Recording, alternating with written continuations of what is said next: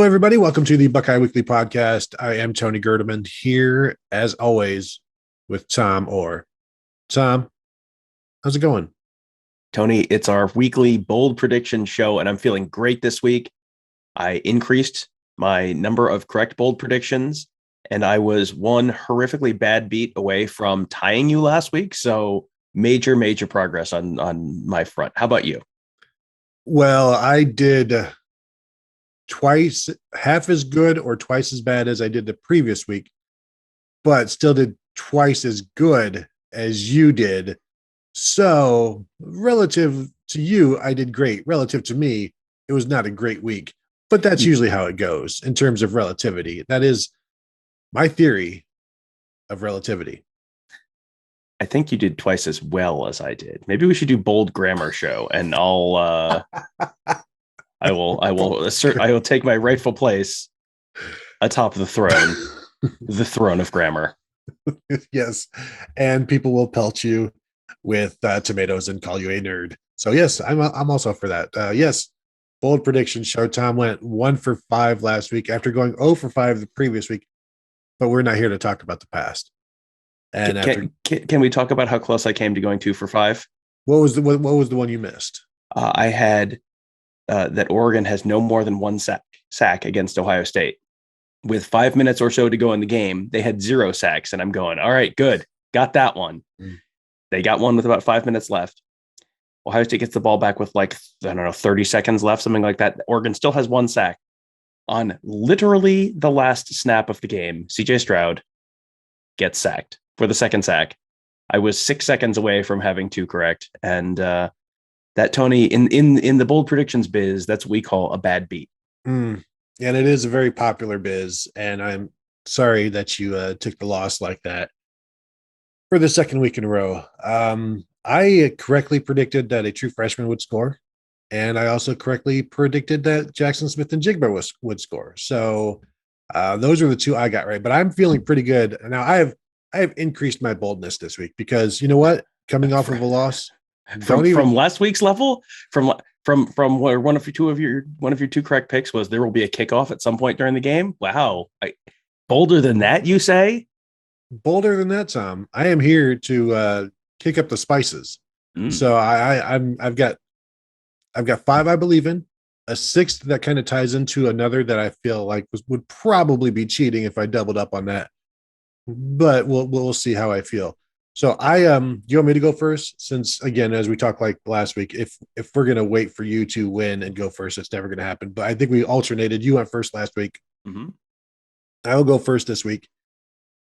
Tom, Tulsa will be held under 100 yards rushing this week by the Ohio State defense. And they are currently averaging about 5 yards a carry. So that's, they're obviously going to have to hold them under that if they are going to win this game. They didn't do all that well against Oklahoma State. Let me look here to see what they've done. So they rushed for 247 yards against UC Davis. UC Davis, one of the best defenses in the University of California system. And then they rushed for 123 yards at Oklahoma State. So they're averaging 185 yards rushing per game right now is Tulsa. I am saying the Ohio State defense, the most maligned defense in Ohio State history, the rushingless defense that the Buckeyes have ever had, will take this golden hurricane, stuff them in a locker, and eliminate the running game for Tulsa, at least to the tune of 99 yards or less. So what do you think about that? It seems after last week, I guess that does count as bold. It really shouldn't, but I think it does. You're picking the Ohio State defense to do something good. So I think that does count as extremely bold when you really think about it. Now, I mean, on average, that's like 5 yards per linebacker that Ohio State will play on Saturday. So, I mean, that's, on that measure, it's extremely bold. I guess. I mean, this seems like one that seems bolder than it really is, because what are the odds that Tulsa's going to be up on Ohio State and running the ball? It seems like they're going to be down and they're going to be throwing a lot. So you're going to you're going to not have a lot of carries because of that. So that may limit the top line number, but we saw Ohio State's defense is susceptible to big plays. So yes, I will allow it. If Tulsa is 99 yards rushing or less, that will officially be a bold prediction come true. Because there could be a 90-yard run in there. Sure. So I'm saying the next 32 carries are going to be 9 yards total. So I think that's pretty bold. What do you have? I'm going back to the well for last week. I think there's a couple here that I had last week that I'm like, this is still good. There's still juice in this orange. Good old Ohio rock. State. Ohio State both rushes and passes for 220 yards. Now, Tony, they only did that twice last year, Indiana and Clemson. They have not yet done that this year. It is it is one that seems like it's not that bold, but it also doesn't happen very often. They more than doubled the passing number last week, but they were like almost 100 yards short on the ground. Ryan Day talked about the fact that he felt like he abandoned the run or too early last week. I think, establishing that run is going to be an important part of the offense this week. But 220 yards also is not a crazy high number for passing. I don't think you're going to run for 400 and pass for 100 this week. So Ohio State both rushes and passes for 220 yards. I'm going to keep picking this one until I get it right. Well, the thing is, you should get this one right about every week because it's not that difficult to do, Tom. Now, has it been difficult for Ohio State of late a couple times? Sure. I will say Tulsa has only allowed 224 yards rushing total this season. So, and they held Oklahoma State to 136 yards rushing, 173 yards passing. But, Tom, this is a different OSU. This is the Ohio State University. And this is Mayan Williams and TreVeyon Henderson and CJ Stroud and Jeremy Ruckert. So, yeah, I think that'll happen. Does that mean it's not bold? I'm not gonna get into semantics. I agree with you that it's going to happen. It should happen. Honestly, it needs to happen. It better happen. The only reason it shouldn't happen is if the Buckeyes rush for like 380 yards and they just don't need to throw for 200 yards. And that's the question. Will they go, swing back the other way and go real run heavy and then not throw the ball? I mean, 220 yards is a decent amount of passing. You think back to last week and it was like, well, they did double that last week. Like, well, but they didn't run the ball at all. So I do think they're going to strive for balance. Ryan Day talked in the post-game press conference about the fact that they needed to be more balanced. I think you're going to see that balance this week. And I think that's how that's going to look. So, but it's only happened twice last year and not at all this year. So I think that qualifies as bold, even if it doesn't really sound like it superficially. Yeah. And again, balance is just being able to do whatever you want, whenever you want. Mm-hmm. And so there could be plenty of running game if that offensive line gets any better. My next one, Tom, completely contradicts yours, or maybe it doesn't. CJ Stroud will throw for 5 or more touchdowns this week. He threw for 4 in his opener, threw for 3 last week.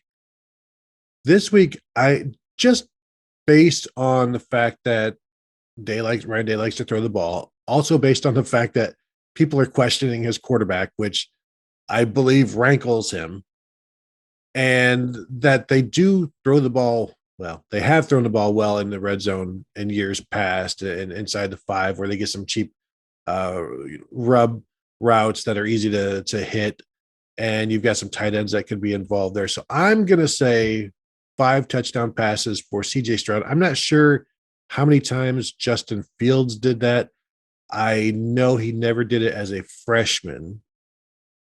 So, and granted, he was never a redshirt freshman like CJ Stroud this time. I know you're getting ready to throw that in, but I'm thinking 5 touchdown passes, and that may have to come in the first 3 quarters, which makes it even bolder. 5 touchdown passes is an extremely bold prediction. I think that's a great one because what's the Ohio State school record? 6. So one shy of the Ohio State school record. He's probably not playing the whole game because I'm sure they want to get the number 2 quarterback some work. And I do think they're going to be really trying to make a point of running the ball. So yeah, that seems extremely bold to me. Actually, that's because you didn't say Ohio State quarterbacks throw 4 or 5 touchdowns. That's the sneaky way you do it. Well, I've got some sneaky ones. Don't you worry, Tom. Yeah, I'm sure. I have no doubt that you have sneaky ones coming later. But yeah, Justin Fields never did it in his first year starting at Ohio State. Yeah, so. I think that's a good one. Okay. So yes, right. Good. I don't think it's going to happen, but I think it's a good one. My next one, we're going back to the well again. This is my last repeat. 220 yards rushing and If you 220 yards passing. If you haven't seen it, it's new to you. At least 90 yards of total offense for TreVeyon Henderson. Right. Once again, only one true freshman has done it since the start of the 2018 season. That was Garrett Wilson against Michigan in 2019. It sure seemed like he was going to do it last week because he got the ball. He got the carries that I thought he was going to get, and just none of them went for, I think, as long as 11 yards. Like, you're expecting big plays. You expect if he gets 10, 12 carries, he's going to break one of them. He's going to get something in the passing game to kind of pad that total out a little bit. But it didn't happen last week. It didn't happen week one. It only happened once since the start of the 2018 season. But Tony, it is absolutely going to happen this week against Tulsa.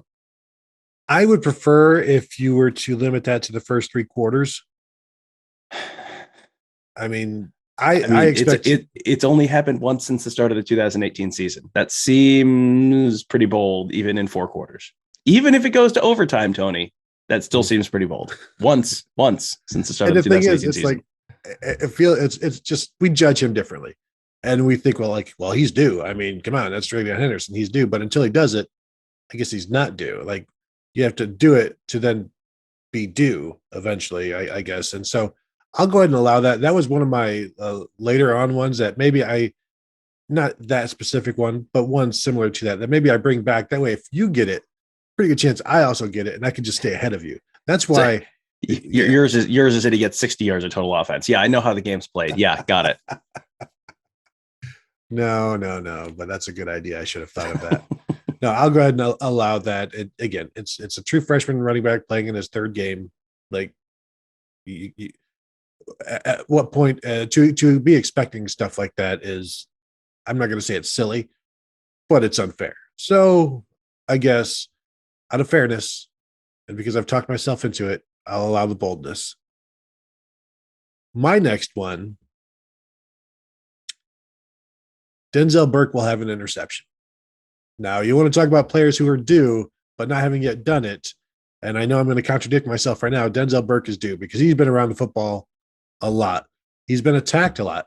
I do wonder, however, if maybe now they stop attacking him because he just keeps knocking the ball down. But if Seven Banks is good to go this week, and it sounds like he won't be held out for injury this week. I'm sure he won't be on the availability report this week.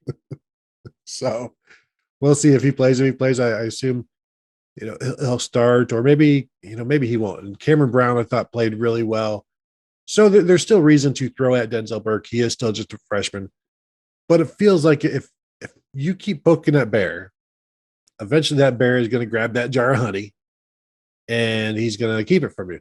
So I am going with Denzel Burke will have his first career interception as an Ohio State Buckeye, and just the trajectory for this guy. He's fun to watch. He's so confident for a freshman. He is he's around the ball. Like, I would be shocked if he went this entire season without an interception. Frankly, I would be shocked if he goes 3 games without an interception at this rate.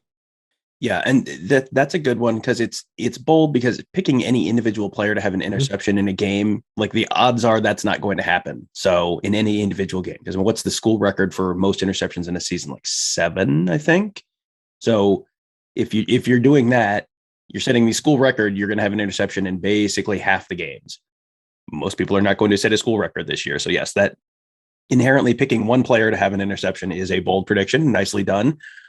I like the overall strategy that I can see you formulating here, which is Tulsa's probably behind. So Tulsa's not going to be running the ball. Tulsa's going to be throwing the ball. Tulsa's going to be throwing the ball in obvious passing situations, ergo not getting rushing yards, ergo potentially setting up interceptions. I do like the overall strategy. I see you working there. I see you. But you know what? It's actually bold this week, so I'm going to allow all of it. The sad thing is I picked an entire position to group to get at least one interception last week, that being the safeties. They, of course, failed to do that. And again, I don't want to put the blame on them, but I'm not the one who failed to get the interception. That was them. I have confidence that Denzel Burke will do this. I don't know if I think I've predicted something of this at least a couple of times over the years. I have not gone over, so it has happened. I'm feeling good. I may be feeling as good about this particular interception prediction as I ever have, because I just, I have high opinion of Denzel Burke. Tom, what about what's your next one? So last week I said 0 or 1 sacks allowed, and as we mentioned, for the first 59 minutes and 54 seconds or so of the game, that prediction was looking great, and then it wasn't. I'm going to I'm going a little even more hardcore this week. 0 sacks allowed by the Ohio State offensive line.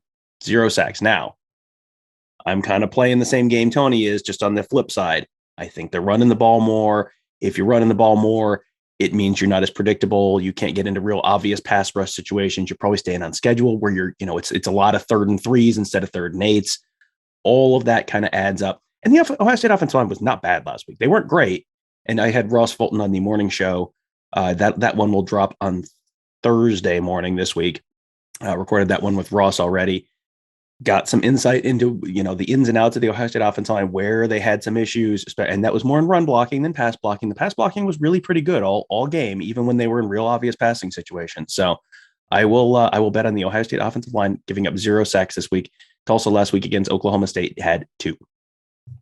What I'm really hoping for is CJ Stroud drops back, gets forced out of the pocket, runs away, gets away from the defense entirely easy, but then runs out of bounds like 1 yard behind the line of scrimmage, and that gets counted as a sack. So something of that nature would just be delicious, Tom. It would just be great to see. And I would, as whenever stuff happens, like during the game where we're getting close to a prediction or we've got it, generally Tom and I are texting back and forth. And so for that one, oh yeah, there would be a text there. I'm sure you would be texting me first saying, like something, what a coward, challenge the spot. He made the line. He made the line of scrimmage. Yeah.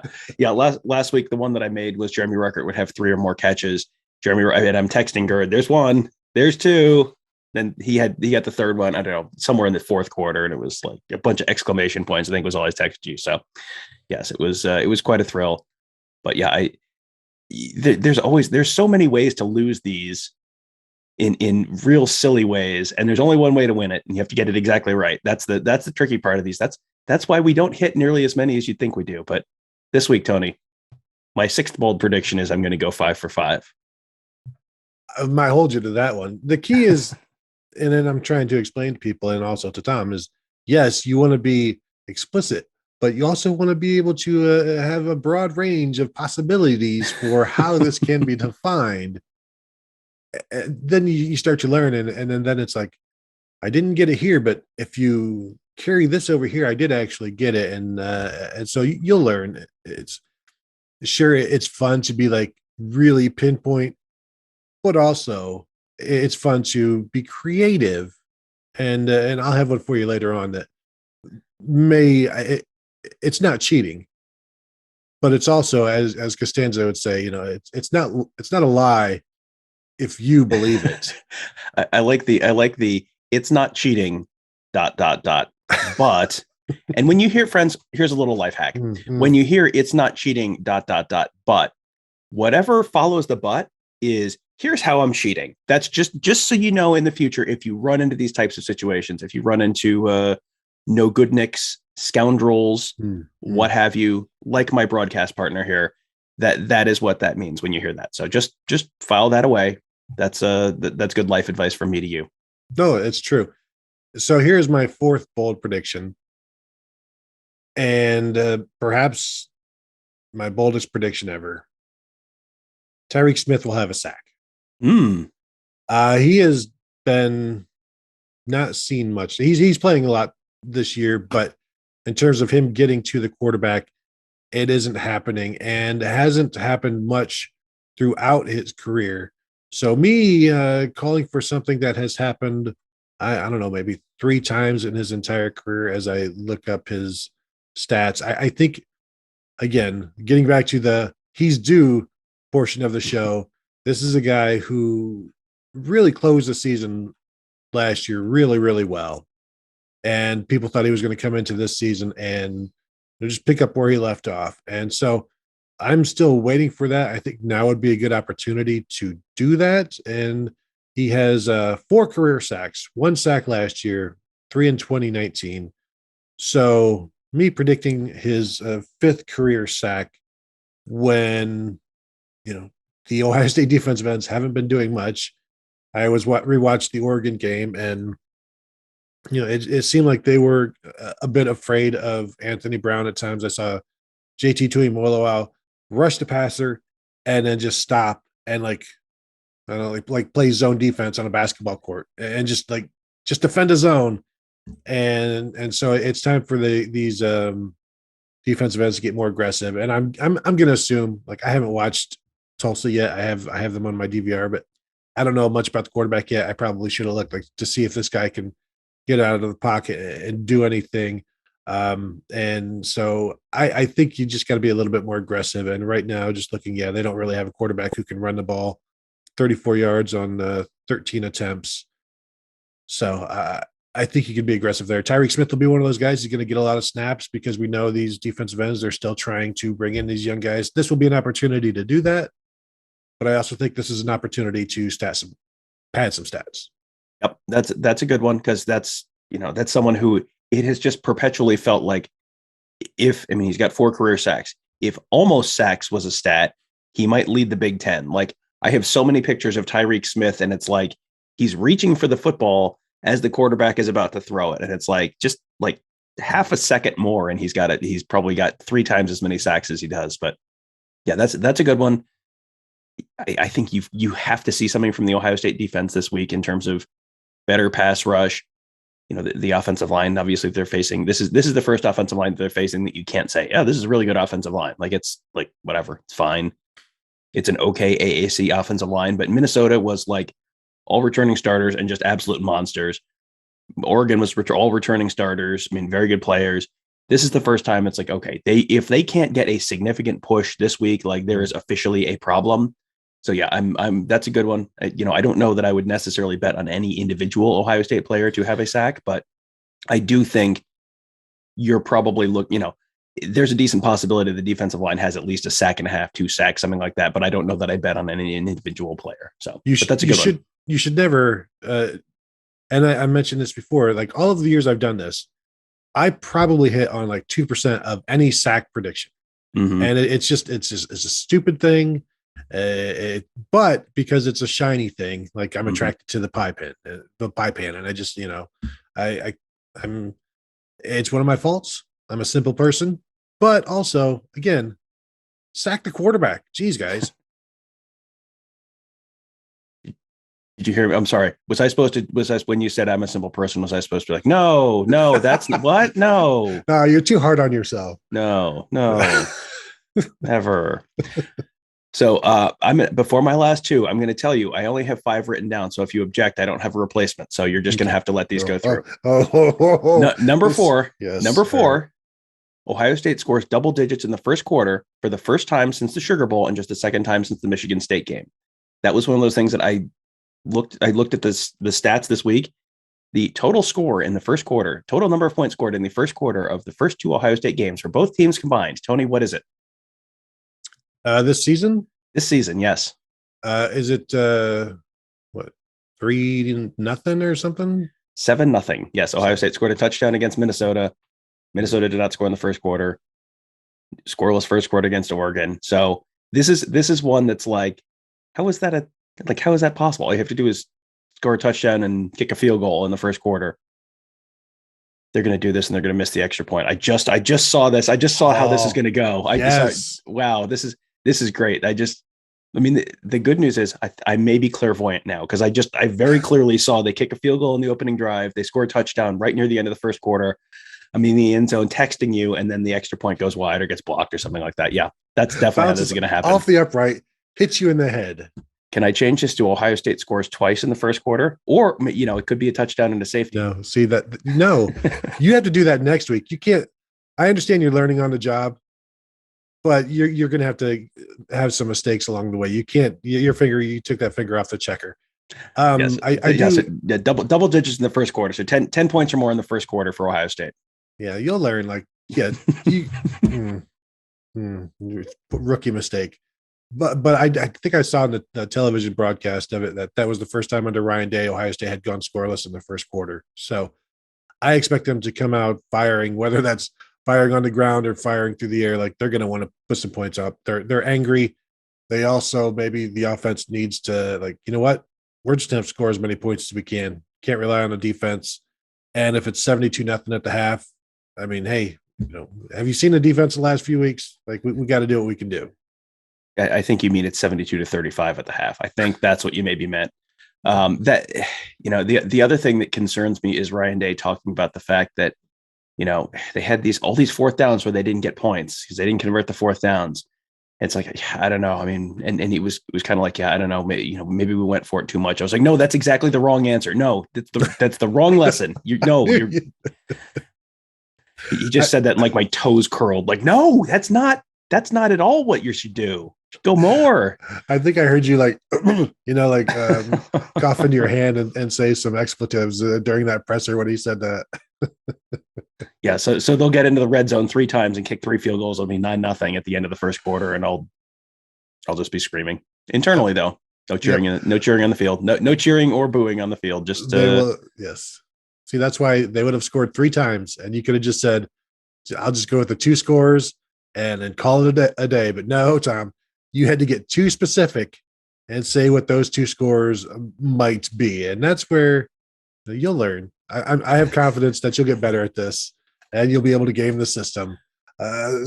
So here's my last one. Somebody, and I'll even qualify this with an Ohio State person, catches a first career touchdown pass. An Ohio State person catches a first career touchdown pass. An Ohio State player. we can narrow that down to players. Okay, let's just eliminate the possible lawyer ball here. A current Ohio State player catches a touchdown pass in the Ohio State Tulsa game. So it's not like, oh, well, I don't know. J.K. Dobbins is hurt, but J.K. Dobbins catches a touchdown pass the Ravens game. Well, he's an Ohio State person. Like, no. Okay. A current Buckeye catches a first career touchdown pass. Now, yes, that could be Cade Stover. That could be Marvin Harrison Jr. That could be Emeka Egbuka. Tom, however, that could be CJ Stroud on a throwback. It could also be Chris Olave catching Kyle McCord's first career touchdown pass. Do you see what I did there, Tom? Applaud me. An Ohio State player catches his first touchdown pass. I didn't. No one has approved this. No one has approved this. Tom, I'm all out of predictions. This is my last one, other than the 6th one I have. So I know. I will allow an Ohio State player catches his first, his or her first career touchdown pass. That I will allow. Because I think. Now here's the thing. What are the odds that Kyle McCord is throwing to Chris Olave? Probably not great. Right. Probably at that point, Chris Olave is in the game. So probably Kyle McCord is throwing to Emeka Egbuka or Jaden Ballard or Marvin Harrison or Cade Stover or Joe Royer's hurt. But yeah, I mean, there's odds are that is a first career touchdown reception for someone anyway. But don't fight it, Tom. So here's what I'm saying. Don't try and weasel your way into this one. It's probably not it's not necessary. Right. Well, then don't put up a fight, Tom. Just let it happen. I'm thinking I'm looking to see if Mitch Rossi has a touchdown catch here. He does not, but he does have a catch. So really, again, and this is really of course it should be his rather than A in terms of you shouldn't need the A. The A shouldn't be necessary. Good, correct. However, so agreed. No, we're good. However, putting it in there gives you a better chance of being even bolder because you have now included more players into your bold prediction, which makes things bolder. When you throw in more peppers, it doesn't lessen the peppers. It makes the peppers more peppery. So after we're done, I can have the explanation on how probability and chili are not exactly the same thing. It's not exactly the same. Yeah. Somebody catches a first career touchdown pass. Tom, what is your final one? My last one, and I'm gonna have to make friends with lawyers and have them find ways to put loopholes in these. 3 Ohio State players have at least 30 yards rushing. That is nothing that has not happened since the Michigan State game last year. Was that 2 games ago? Michigan State game, Tony. That was the first week of December last year. That's 9 months ago. So yes. And there's no trap door here. 3 Ohio State players with at least 30 yards rushing. Now, I feel pretty confident in Maya Williams. I feel pretty confident in TreVeyon Henderson. I think they're going to make a point to try and get Master Teague the ball a bunch. But I was going to put, I originally had 3 Ohio State running backs with at least 30 yards rushing. And I thought, no, because, if Teague has 6 carries for 29 yards, there's a possibility there's an end around to Garrett Wilson, or CJ Stroud just breaks a long one, something like that. So, but it has not happened. Even with Justin Fields last year, you have not had 3 Ohio State players with at least 30 yards rushing in a single game since that Michigan State game. So that incorporates the Big Ten championship game, both playoff games, the first 2 games this year. So that's like half a season ago. So what do you think? I will this is another one that I do think will happen, because Master Teague is going to get some carries, or Marcus Crowley in that fourth quarter. So it should happen. And the fact that it hasn't happened much thereby kind of qualifies it. I don't like it because, again, I think it's likely to happen. But as you said, it doesn't happen much. So therefore, it is bold by definition only. No, but yeah, because I could even see 4 if there's, depending. But also, I do think they're going to want to get Mayan and TreVeyon some good run here. So there may only be enough for one guy there at the end. Yeah, I mean, you got to remember Marcus Crowley got carted off the field during the game last week. I think that looked like maybe a broken nose. They were holding a towel to his face. I thought for a while he got poked in the eye, and then I think maybe it might have gotten like a broken nose or a big cut on his face or something like that. So I don't know. We'll see if he's available, but if he's not, maybe this is Evan Pryor gets a chance to get some carries towards the end of the game, something like that. So yeah, I feel pretty good about this one, which just tells me there's going to be 2 guys with like 80 and 3 guys who are finished with 25 or something like that. Man, let's hope so. My last one, which doesn't count unless it happens. This is just my last throw in. 2 different Buckeyes outrushed Tulsa. So that's pretty bold. I was thinking about 2 Buckeyes going over 100 yards. And then coupled with my Tulsa being held under 100 yards, I'm like, well, I don't need to be so bold as to say the Buckeyes will go over 100 yards. All I need to do is say they will outrush Tulsa, because that sounds just as good when you say something like that. However, if Tulsa rushes for like 150 yards, and then 2 Buckeyes also rush for over 150 yards, I'm gonna have my 6th prediction replace that first prediction. And so like in a runoff election or something like that. And then, we haven't really set the ground rules, Tom, so don't shake your head. This is exactly what bold prediction should be, because you're taking one thing you believe and then another thing you believe, and you're sort of stacking them on top. Like, that is a truly bold prediction. That would be, I'll tell you what, you replace one of the other ones with that, and if you get it right, I'll count it twice. No. Because that's too bold. I think we need to think about implementing a 2-point or 3-point scale here. Where you're right. That's a good idea. Where, but we would have to agree. Like, no, my foot was not on the line. This is actually a 2-pointer. This is a legit bold, double bold prediction. And yeah, maybe from now on, like a money ball type of thing in a 3-point shootout. Where Tom, if you want. This will be my money ball. If you want to come up with one real quick on the fly that I can say, no, I don't agree, and then we can end the show. Let's see. What would be bold? A bold point total for the Ohio State defense to allow. The Ohio State defense allows no more. What did Tulsa score against Oklahoma State? 24? They have not been scoring much. They have not, yeah. So, well, what did they score against Oklahoma State? 24, 23 or something like that? They have scored 23 at home against Oklahoma State, 17 at home, 23 on the road against Oklahoma State, and 17 at home against UC Davis.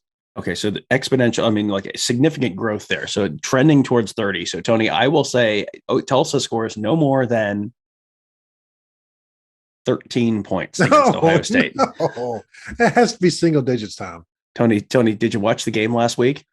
I'm not talking about the Tulsa game, Tony. Did you watch the Ohio State game last week? Yes, I did. However, these need to be double bold. Okay, all right. That's Tulsa single scores, bold. Tulsa finishes the game in single digits on Saturday. That is my double bold. You have your two Ohio State players outrush Tulsa. So those are worth 2 points each. They're worth 2 points each. Oh man, we get to put a new title on YouTube this week. 12 bold predictions for Ohio State versus Tulsa. Continuing to grow. Yeah. All right. This is somehow going to be like an hour and a half show at the end of the year. It's going to be like it's going to be like rock and jock basketball back in the day with Dan Cortez trying to make 30-point shots up in the rafters. Like, what?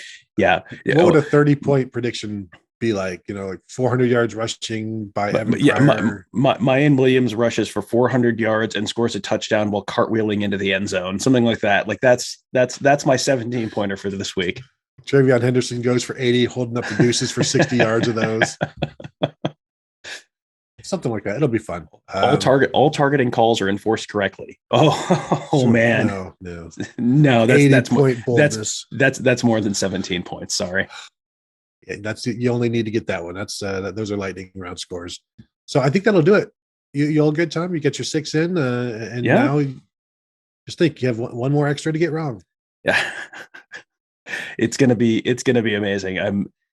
I go into every week now just going, these all seem so plausible.